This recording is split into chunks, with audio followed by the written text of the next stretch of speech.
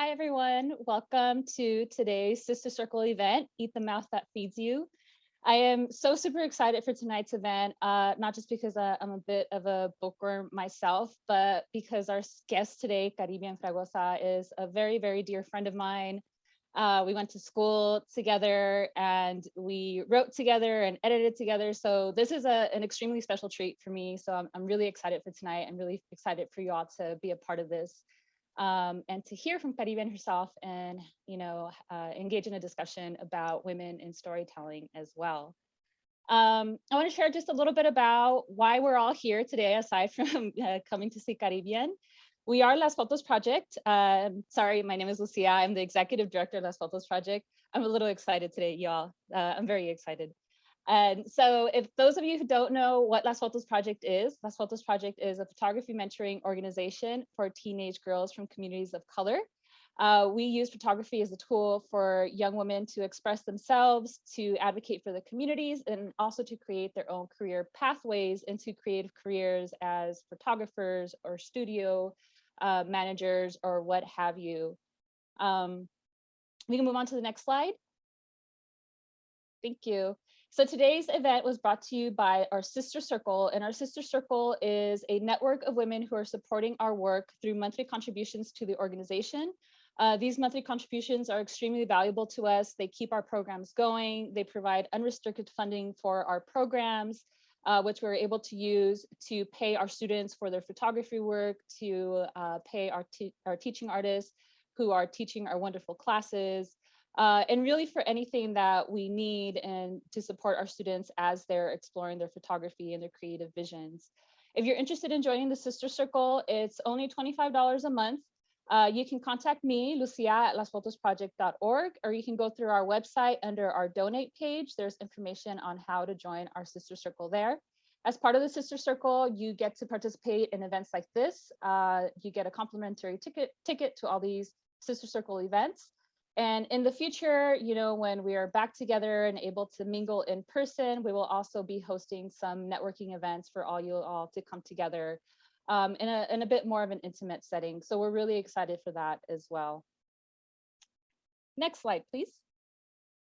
And so without further ado, I want to introduce you to our special guest today, Carribean Fragoza. Carribean Fragoza is the daughter of Mexican immigrants, raised in South El Monte, California. After graduating from UCLA, Fragoza completed the creative writing MFA program at CalArts, where she worked with writers Douglas Kearney, sorry if I'm mispronouncing that, and Norman Klein. Fragoza is the founder of Vicious Ladies, a new website publishing women, queer, and non-binary critics of color. She co-edits UC Press's acclaimed California cultural journal, Boom California, and is also the founder of a small South El Monte Arts Posse.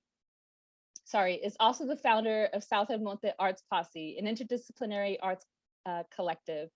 I'm not going to fully read all of Carribean's bio because Carribean is here and I want to introduce her so that we can get started with our program. And so today, Carribean is going to be reading from her latest book, Eat the Mouth That Feeds You, which is a stunningly original collection of stories that illuminate spectrums of Latinx, Chicanx, and immigrant women's voices. So without further ado, Carribean, welcome. All right. Hi, everybody. Can you see and hear me? Yes. Yes. Okay. By the way, before you get started, Carribean, just want to also note, for those of you all who are viewing, we recommend putting your view on speaker mode, and then that way we have our spotlight on Carribean's beautiful face as well. Thank you, Cari. Yeah, thank you, Lucia. Thank you, everybody, for joining us today. I see some familiar faces or names, rather. I see some UCLA folks, whoop, whoop.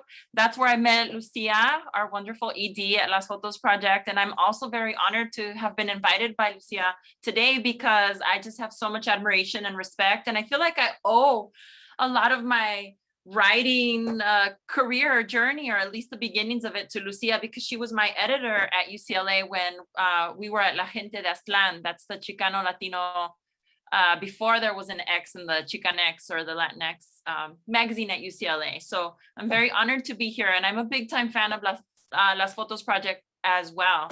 So what I'm going to do today is I'm going to read for you guys. I'm going to share one of my short stories, actually just an excerpt of one of my short stories.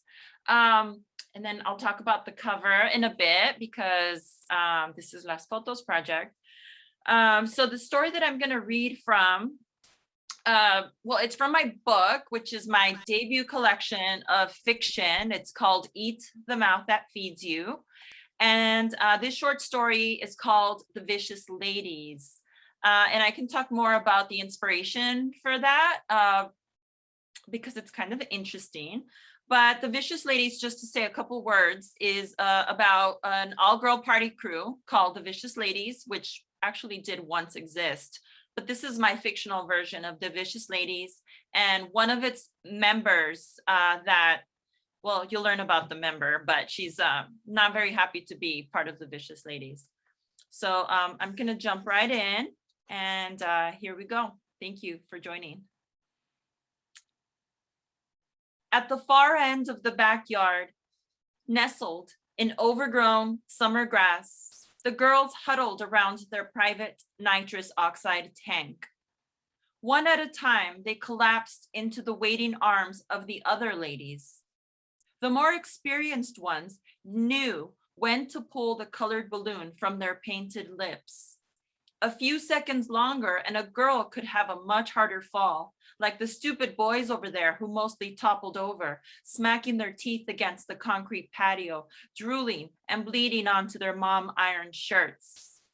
The Vicious Ladies knew better, and they took care of each other. Party, they'd learned, was not only their business, it was also a way of life, and they were going to do it right. It was like watching a clandestine baptism. The girls faithfully dropped their bodies into the invisible waters that would make them new. And the Nas did. Each emerged from their trip smiling, like they'd all seen some variation of a god that was gentle and kind and sometimes very funny. Since we started bringing the Nas, the parties are even more unbearable. From my seat on a plastic milk crate next to the empty beer cans and stench of dog urine, I can't stop watching the kids suck on balloons and roll their eyes back into their heads and open mouths like they're about to speak in tongues. They don't know that this god they experience has a name. It's called Samira. And this is all part of Samira's plan that has only begun to unfold exactly as she expects it to. Her genius evades me and disgusts me, and I hate all of them. I hate the Vicious Ladies. When the ladies pull up in front of my house, I have no choice. I have to make a quick exit before one of them gets out of the car and my mother can catch a good look at them. As it is, from the inside of the car, their Aquanet tease bangs form an aura of hair suspicious enough to make my mother scowl through the kitchen curtains. When she asks, "A dónde vas?" in that tone of hers from the couch, I have to hurry up and make up a new baptism or quinceañera party that I'm late to before I walk out the door. When she's too insistent, I have to slam the door extra hard. I don't know which is worse, my mother pacing around in the house like a caged parrot, or the ladies waiting for me like a car full of clown buzzards. I often think about escaping both, running into the shadows of the neighbors' yards, hurtling over fences from one lawn to another until, well, I don't know what. That's part of the problem, I guess. I wouldn't know what I'd be running toward. I rush to the curb and leap into the ladies' packed Honda before anyone can see. I make sure to slump low in the back seat before we peel away with the screech, like we're a pile of witches in a hurry. Every time I start out by convincing myself it might not be so bad. Lately, I have to try harder. Tonight, I even dressed up, squeezed into a pair of tight jeans and a sexy tank top, gel slicked my hair into a shiny ponytail. When the DJ got going, I even tried dancing out there on the patio with all the other nalgonas. I try to feel the synthy rhythm in my blood, the thumping beats in my bones, fill my brain with flashing colored lights, cloud my eyes with fog. I wanted to forget about the balloon girls giggling in the grass. Only a month ago, this time, I was drinking pots of coffee and agonizing over all-nighter papers like my life depended on the defense of a thesis. So long as I was reading the books, the essays, and the articles, I knew what to do.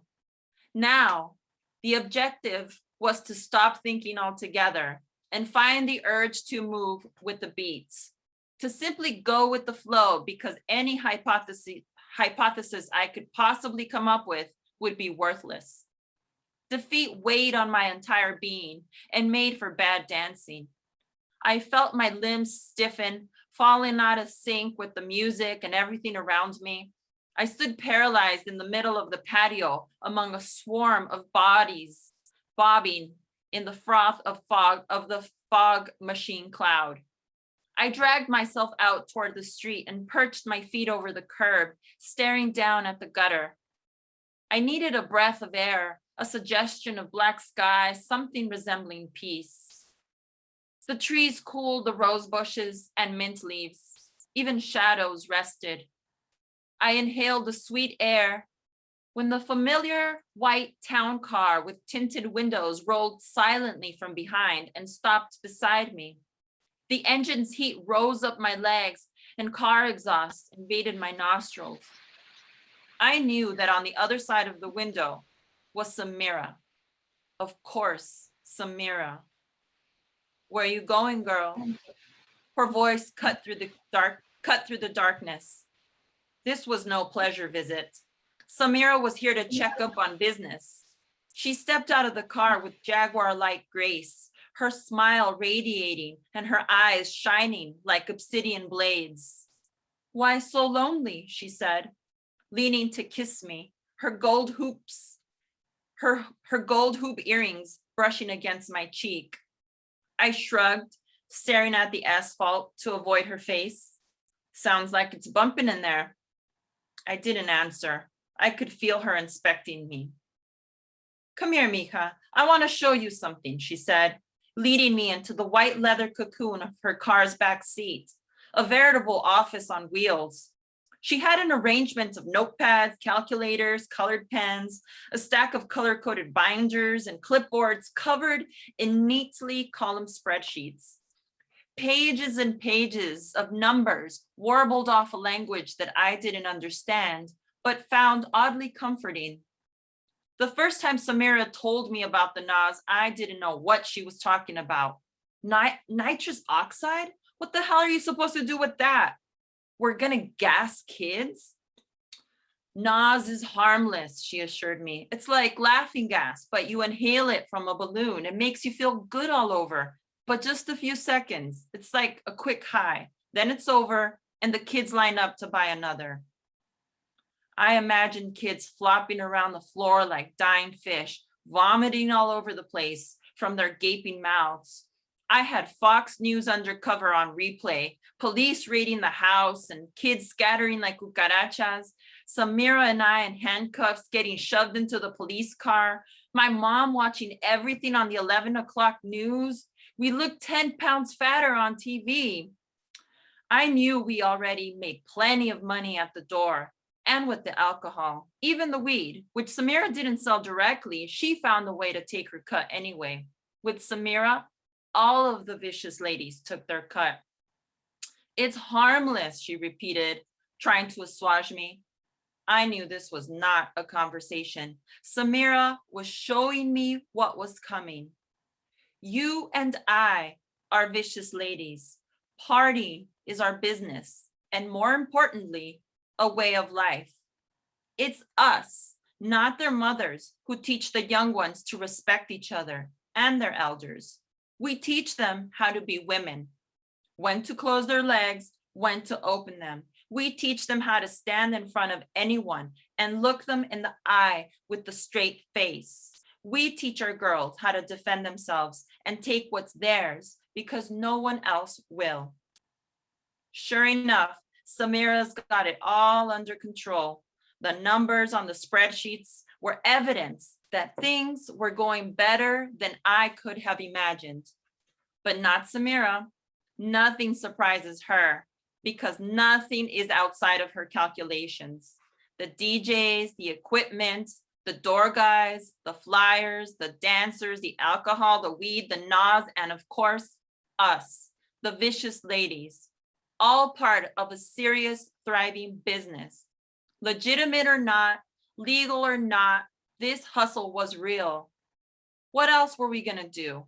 Work fast food or retail for crap money and stupid bosses? I surrendered myself to the soft leather. Samira laid it out simply like a nice little math equation with proofs. This was not the life I had imagined for myself at all. But the truth is, I couldn't really imagine anything else. Should I continue, or is this a good place to stop? Maybe I'll just put a pause there. I think that seems like a natural place. Yeah, it's sorry, I'm like speaking from the void over here. Hello. Yeah. Hello. So okay, then I'll just put sure. a pause there, and you can read the rest of it in the book, Eat the Mouth That Feeds You. And so this image that you see on the screen right now is the cover of my book, Eat the Mouth That Feeds You. And I'm just so like thrilled is not even the right word. It's like beyond a dream to have this cover. And I'll tell you why. This photo that you see on the cover is by Graciela Iturbide, who is like one of the most prominent photographers in the world. She is Mexicana, and she studied under Manuel Alvarez Bravo, who's a super famous, one of the top photographers in Mexican history. And so is she.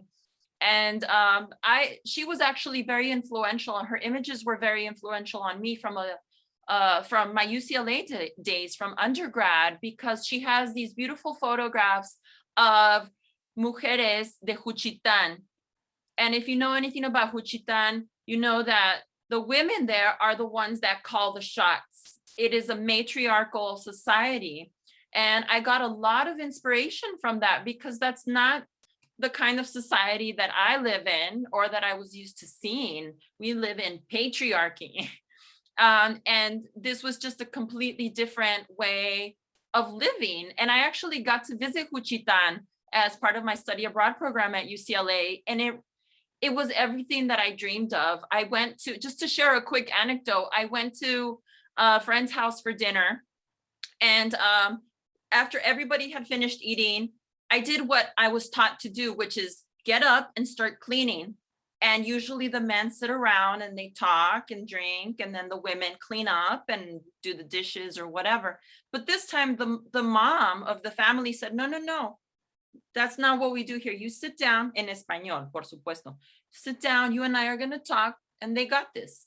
So all the husband, the sons, they all got up, as they usually do, and they cleaned up after us, so the mom and I could just talk and have our lady talk. So that was just kind of mind-blowing to me. And again, I owe that to Graciela Iturbide for sort of introducing me to a different way of life. And this image I found because my editor asked me, just like in dreams, like if we just imagine that in a dream world, you can pick any image you want for a cover, what would you like? And I found this one, and I said, oh, wouldn't it be awesome if we could use this? And she said, well, guess what? I happen to have contact information for Graciela Iturbide. Let me just call her up and I'll let you know. And then within a couple of days, I get an email from my editor, Elaine Katzenberger at City Lights. And she says, Graciela said, yes, we can use your image, her image. And that was sort of a done deal. And I just thought it was so perfect. And I love this little girl's face. I love her seriousness. I love little girls with scowling or like serious faces, because not all of us are smiling all the time. And I love that she's got this earnest look on her face. There's a lot of mystery around this image as well. So I just wanted to share that with you and draw attention to this beautiful cover that I just can't get over every time I see it and I see her face. And I kind of did the math. We're like around, if I met this girl, if she's still around, we should be around the same age. So I just wonder, where is this little girl now and what is she doing now? If she's like my age, living somewhere. So anyway, I just wanted to share that with you and then just share a few words about my book. And I promise not to blab too much because I can, but I won't, so that we can all talk together and share space together. Well, one of the themes of this event tonight is the power of storytelling.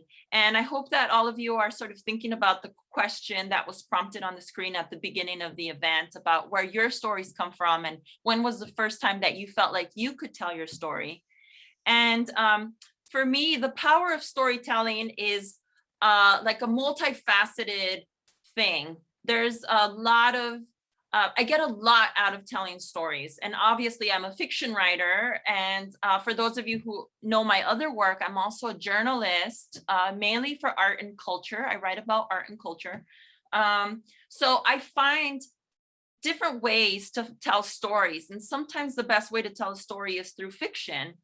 And sometimes the best way is through nonfiction because the stories are so extraordinary in real life that my job is to just sort of bring it to the world as it is and tell it the best way that I can. But a lot of the stories in my fiction collection are really inspired by people that I have met or things that I have heard from other women mainly.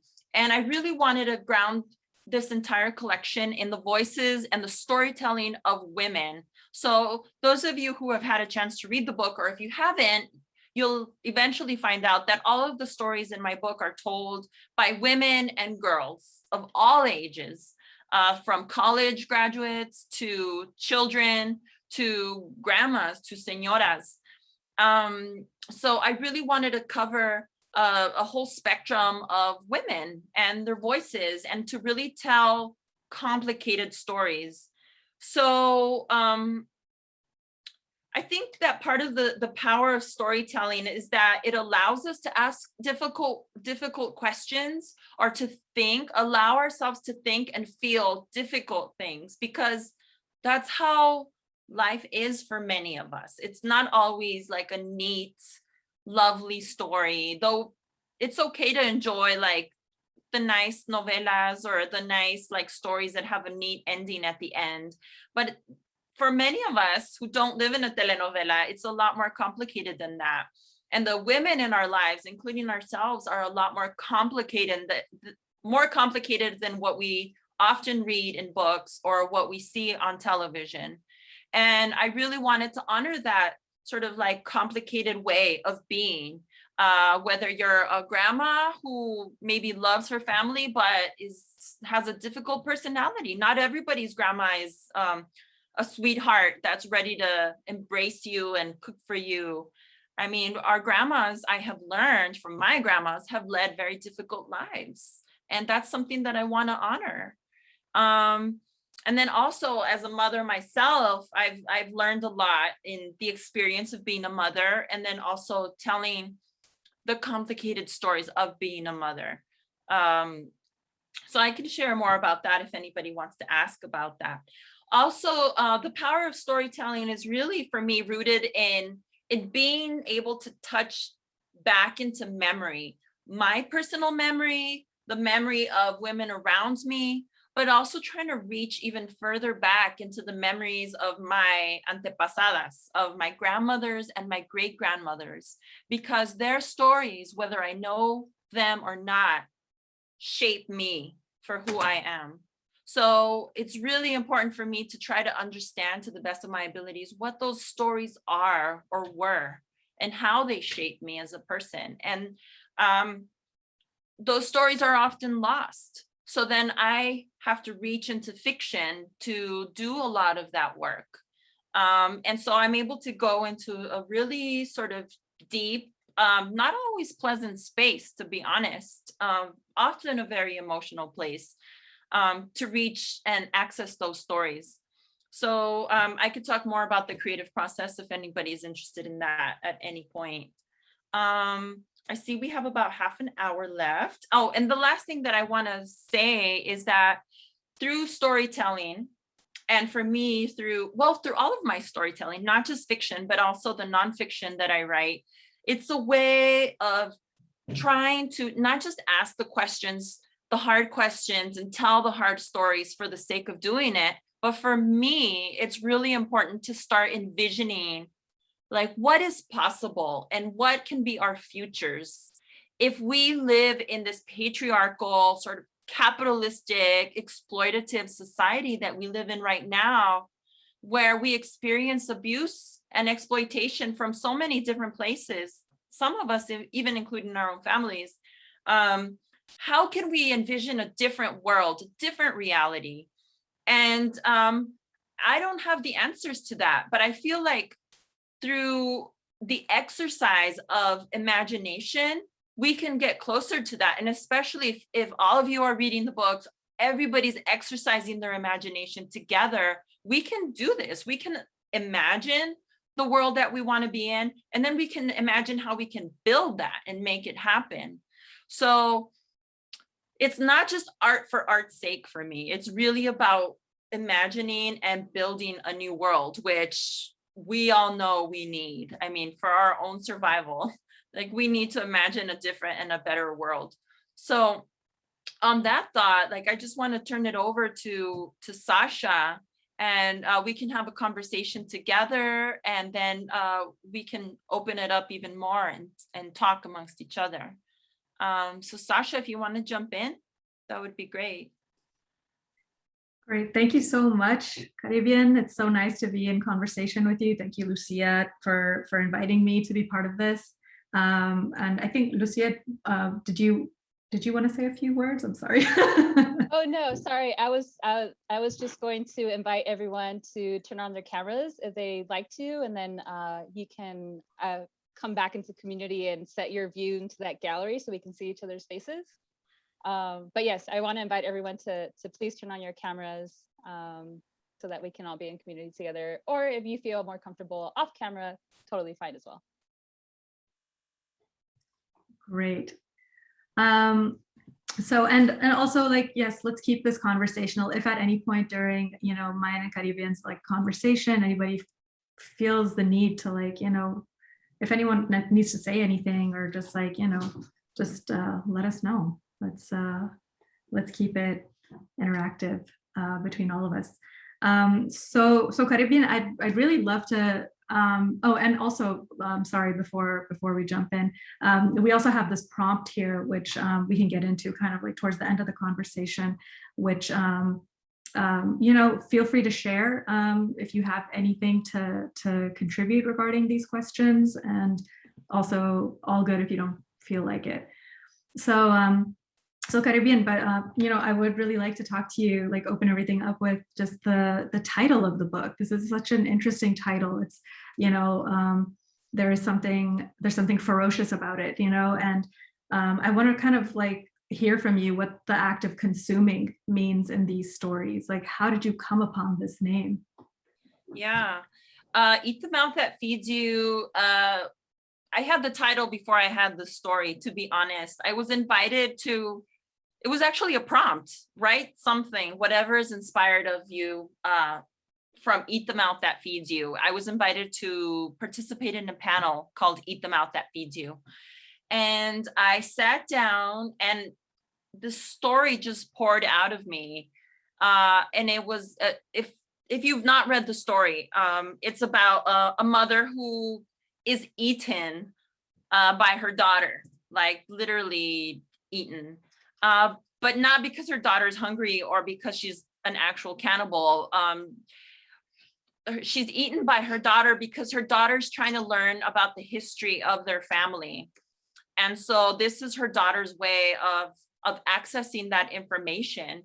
And for me, in this story in particular, but in other places as well, the act of consuming is a way of learning and of seeking and trying to connect and building bonds. So for instance, in Eat the Mouth That Feeds You, the daughter's really trying to connect with her mother, but really with her grandmother and her great grandmother. She's really trying to understand her lineage, and if there's trauma in there, she wants to learn about that as well. I think it's sort of implied a little bit in the story, but not really totally made explicit.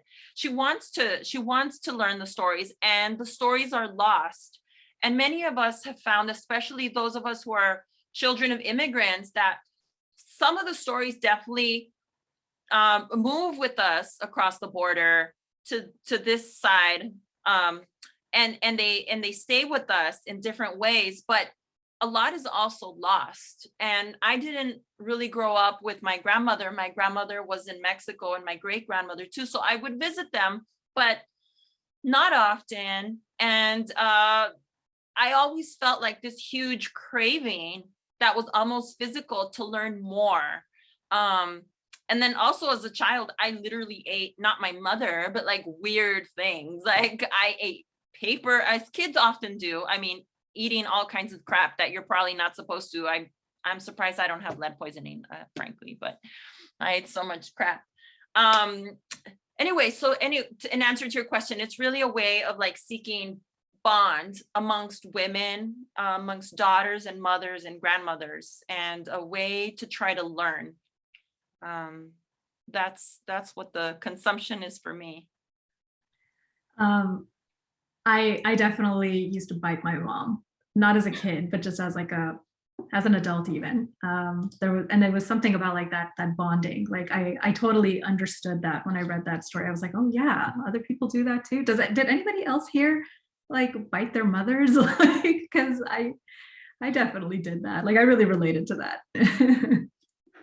Yeah, it's just trippy. There's so much there around like biting, and I don't know. It's a very just like an instinctive, like almost animalistic, like it's part of our like mammal way. Like, I don't know, not everybody bites their mothers, but some of us do have like this urge that's very like oral. Yeah. You did, and just as we were opening up the conversation, you did touch upon a little bit just as far as like how journalism impacts your fiction. But I wanted to know if you wanted to go a little deeper into that, just like how does your experience as a journalist kind of bleed into these stories?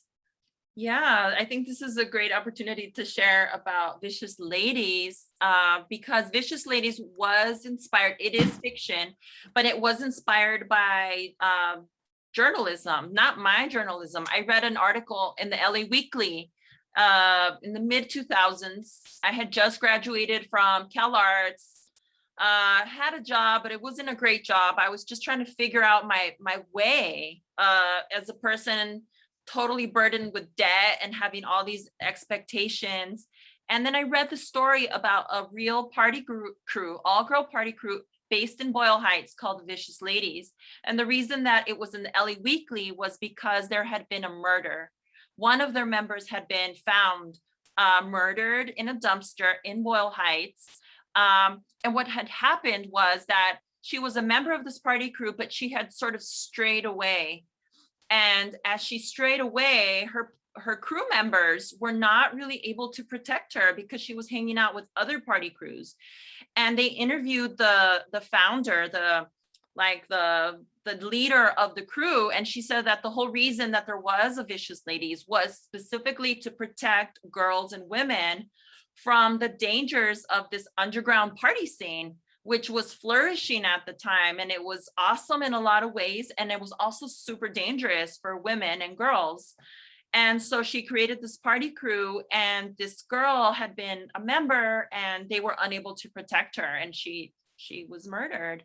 So that I found that really striking for all of the reasons that you can think of. I mean, it was a fascinating story, but I was just so struck by their leader, and her name was not Samira. Samira is my own fictional character, but it was inspired by her because she had a business. She was a hustler. She was a business owner, and she really cared about protecting girls and women. And I just find that really important, like today, every day. Like, how can we create opportunities to protect women and girls? And I feel like we all need to be asking and finding actively ways to protect each other. And anyway, this is all to say that I'm inspired by things that actually happen in the world. And fiction is a way for me to take some of the ideas that I start thinking about through real events or real people, and then just developing them in a way that makes sense to me and that is also connected emotionally to myself.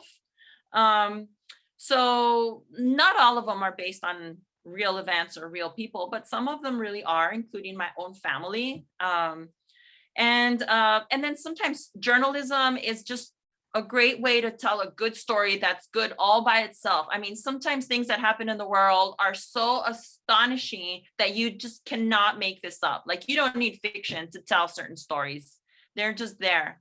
And so again, my job sometimes is to just do my job as a journalist and tell it respectfully and to honor the story that already exists in the world. So if anybody has any questions about that later, I'm happy to answer that as well. It's really interesting because in a way it's like by that inspiration that you get from real life, it just like in your fiction, it gets an aesthetic in a way, you know, and I definitely saw that some of your reviewers consider your work to be Chicanx goth. And I thought that was a really interesting qualifier because it's like, okay, gothic, you know, could be like a genre, but it's an aesthetic. And I understood, like, that's how I'm kind of understanding it, because these stories are, you know, there's no neat ending, like you were saying, you know, these are not like telenovelas. They don't end, they don't wrap up nicely. There's no clear conclusion necessarily. They're like, everything ends with a bit of spikiness, right? Like there's a lot of spikiness around, and I really like, yeah, I wonder if you can like speak to that a little bit too, like just that aesthetic and like just that, you know. Yeah, it was so interesting to hear that. I think it was Miriam Gerba who first started using that to describe my writing, and I had never really thought about my work as being that, because I had never heard of the term really Chicanx goth before. Like the first time I heard it, I was like, Chicanx goth, like that must be a girl with a lot of eyeliner or something, like, where's, I don't know what, but I started thinking about it more, and then I could see why that term would be used to describe my work. And there's a lot of different reasons for that. There's like this like tone of like darkness and kind of gloom that sort of hovers over a lot of my stories. And some of them are actually, I could see now, like after having written them, how they were totally influenced by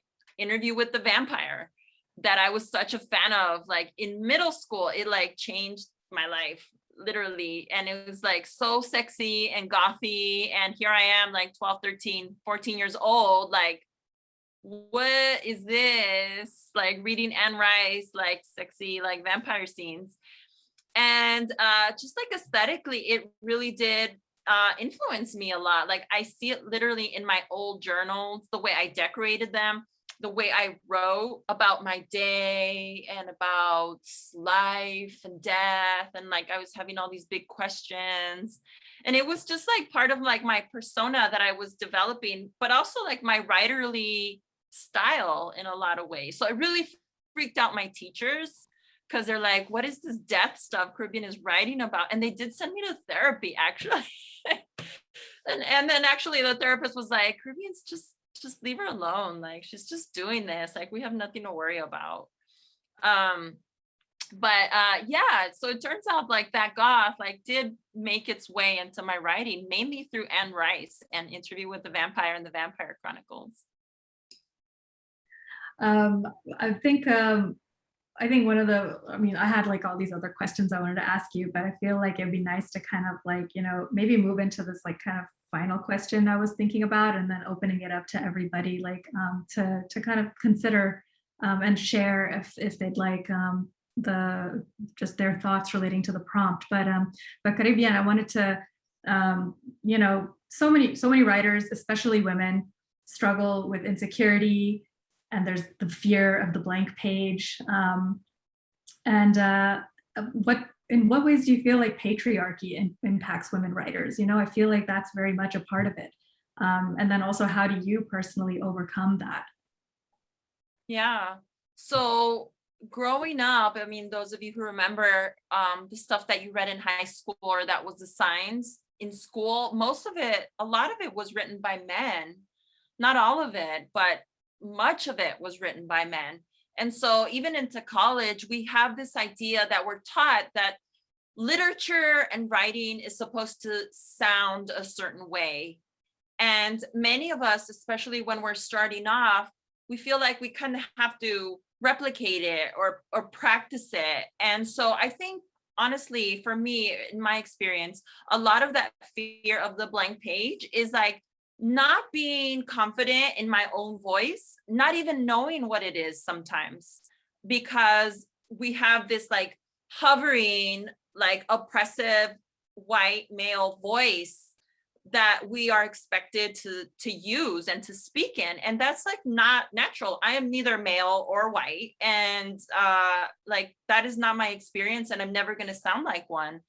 So I feel like the sooner we all get rid of that, like just decolonize like our minds, in a literary sense, especially in an artistic sense, the sooner we can start learning what our own voices are. And for me, it's been a real process, like learning what my voice is and what it sounds like, and how I'm most empowered in my writing and in my voice. And that's something that I encourage everybody to try. Like, what is your unique voice and how do you tell your stories?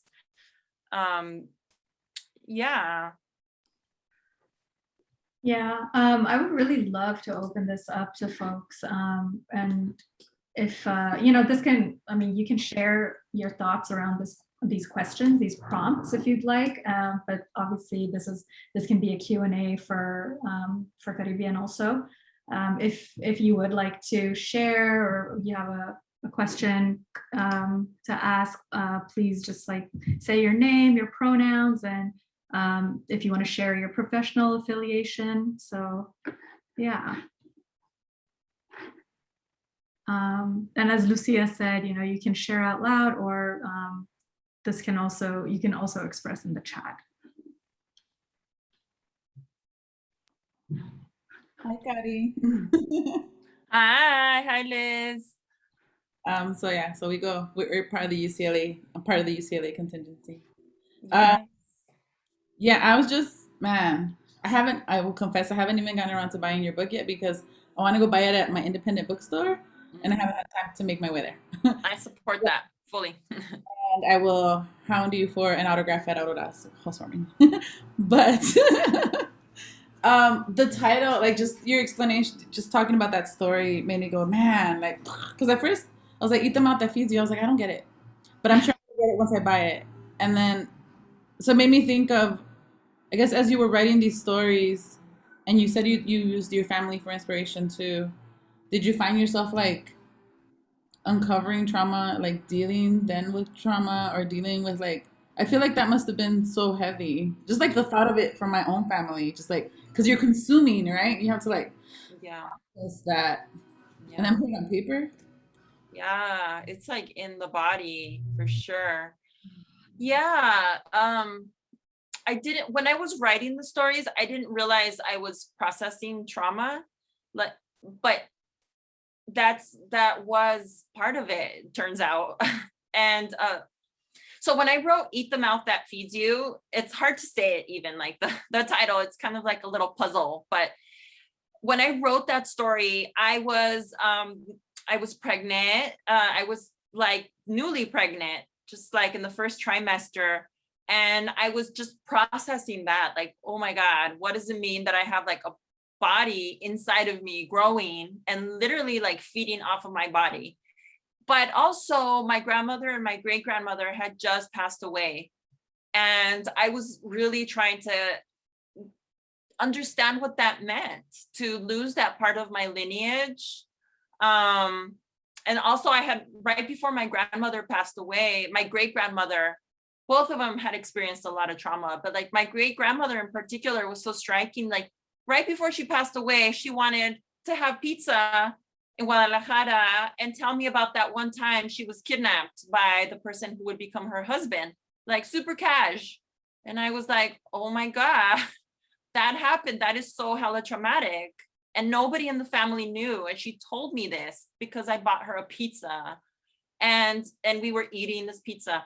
But actually, after my book was published and the reviews started coming in, somebody, one of the writers who reviewed my book, like directly addressed trauma and like abuse in the family. And it's especially in one of the stories that is closest to my real life family, even though it is fiction. I always say it's fiction. But he called it like abuse, and he called it trauma. And I had never like affiliated those words with my stories. And it was sort of eye-opening to have somebody like clearly identify basically real parts of my experience as being trauma and having experienced abuse in certain ways when I didn't even realize it. So the writing of it was its own thing and like its own emotional process, but now like reading reviews and sharing stories with other people has sort of uncovered this other process for me that I'm still like trying to understand. So it's all pretty like raw. It feels pretty raw to me, like in a lot of ways. Yeah. Well, You got it, Liz. You heard it in there. Thank you in advance for, yeah, thank you in advance just for putting it out there, because Yeah. it's too commonplace, I think. Yeah, so thank you. Thank you.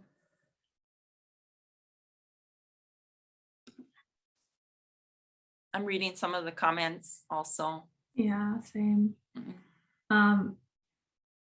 Ashley, is it okay to read aloud your comment here? Is that okay or no? Mhm.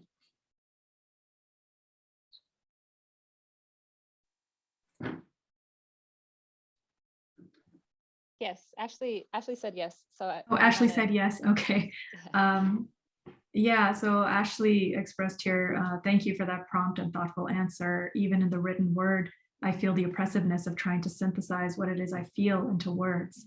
The language itself seems hard and overwhelming. Our inheritance of metaphors and analogies shape our relations to the world, and unlearning that and flipping that on its head into our own interpretation of reality. That is why I love the puzzle of the title, and I'm very excited to read the work. Thank you. Very Thank cool. you, Ashley. Yeah, That's right. All of that's that. right. And I also see Royal Scales has a shout out to bell hooks, and bell hooks is super important to me also. All About Love was, yeah, just foundational for me as well. Mhm. Caribbean, there was a story that one of the last stories I remember reading in the book. It just kind of really like stays with me. I don't even know why it stays with me, but it's it's like the texture of the burnt tortilla. It's a grandmother describing like using a burnt tortilla. Like if you have like no other way of cleaning your teeth, burn it, turn it into ash, and you can clean your teeth. And that is just like a very, very specific, it's something very specific. And I was just wondering if that comes from personal experience, or I mean, that story was just really striking. Yeah, I think my grandmother taught me that. She always had these like life hacks, what people call them life hacks now, but they were just like abuelita knowledge, like if in one of my stories, I have one of her pieces of advice, like if the baby's crying a lot, like check to see if the teeth are coming in, and you can use a raw onion to numb out the gums. Like I would have never thought to use stick a raw onion in your baby's mouth, like to numb it out, but that's a thing, when you're like poor and like, or you just don't want to use like toxic shit on your baby's mouth, like use an onion, like that's okay.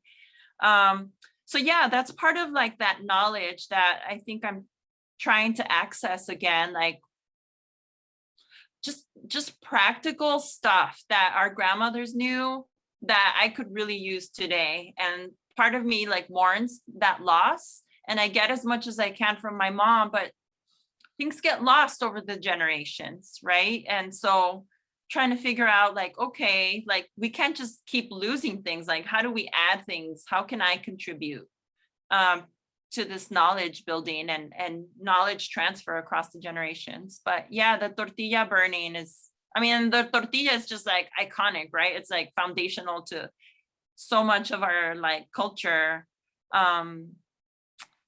Yeah, it's part of our diet, and it's like sacred. There's something about like the roundness of the tortilla that's like religious almost. You hold up the tortilla.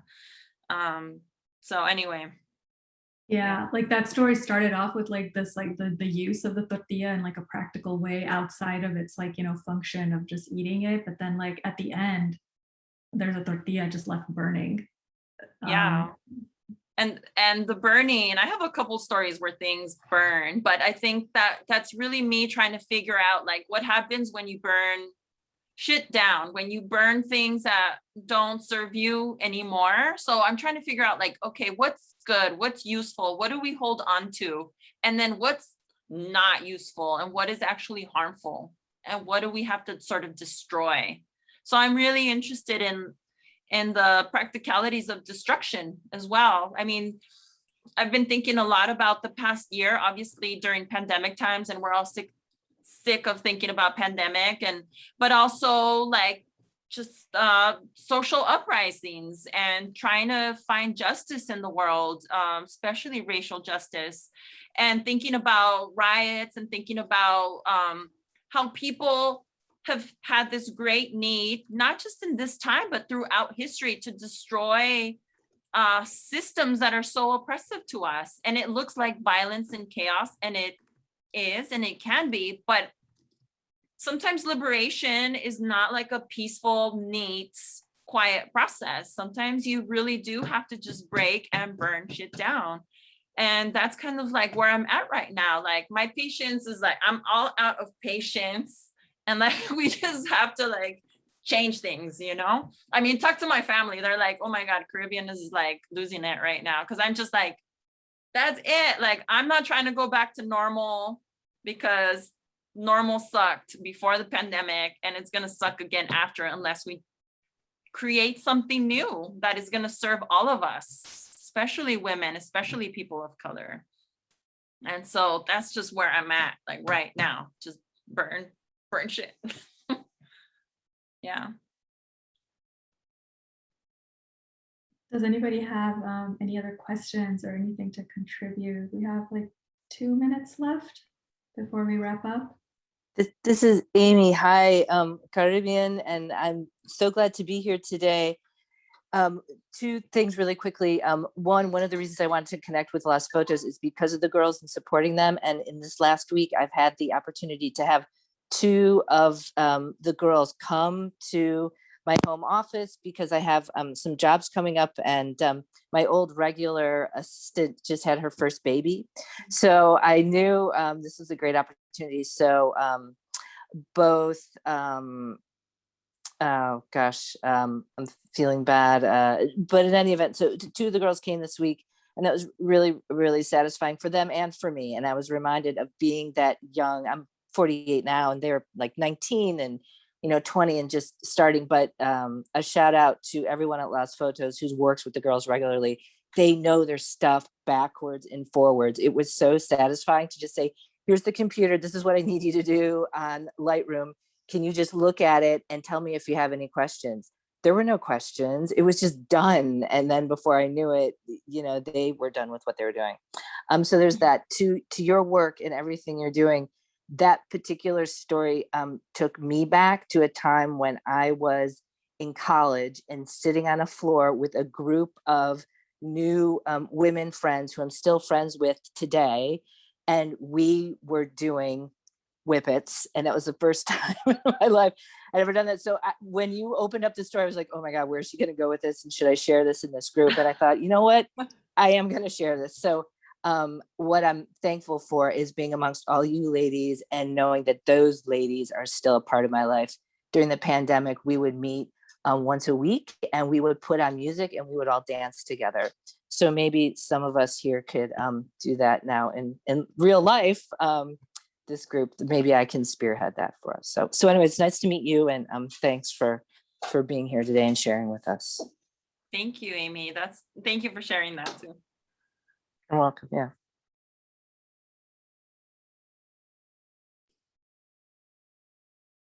Lucia, did you have any parting words?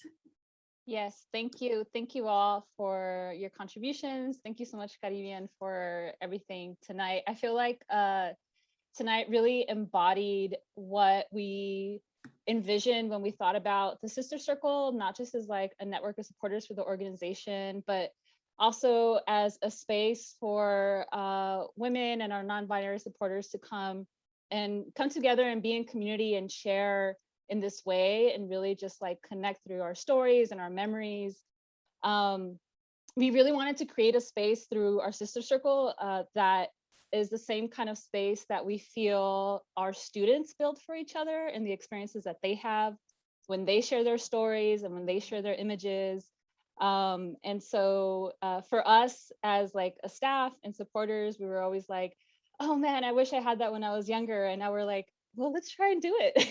Why not? So really, big appreciation to you, Kari, for coming tonight and sharing your words and your wisdom too. And thank you so much, Sasha, for moderating. Sasha, for those of you who don't know, is one of our board members and also a senior arts program specialist. Is that the title, Sasha? Yeah. at LA Metro. So I really appreciate your insights as well and all of your support for the organization too. And thank you all to everyone for joining us and sharing. And if you haven't gotten the book, please go out and purchase it at City Lights or your local indie bookshop or whatever it is you like to shop. Highly recommend it. It's such great reading. Takes me back to my writing days as well. And please stay connected with us. We're going to build out some more of these types of engagements and opportunities to connect again. So keep an eye out. If you're not following us on Facebook, please follow us on Facebook because that's where we're most active. And we'll share a little bit more. But thank you all again. Really, really appreciate you all. And have a beautiful night. And thank you again, Kari, for everything. Thank you, Lucia. Thank you, everybody, for joining us. I love seeing your faces and sharing space with you. So thank you. Have a good night, everybody.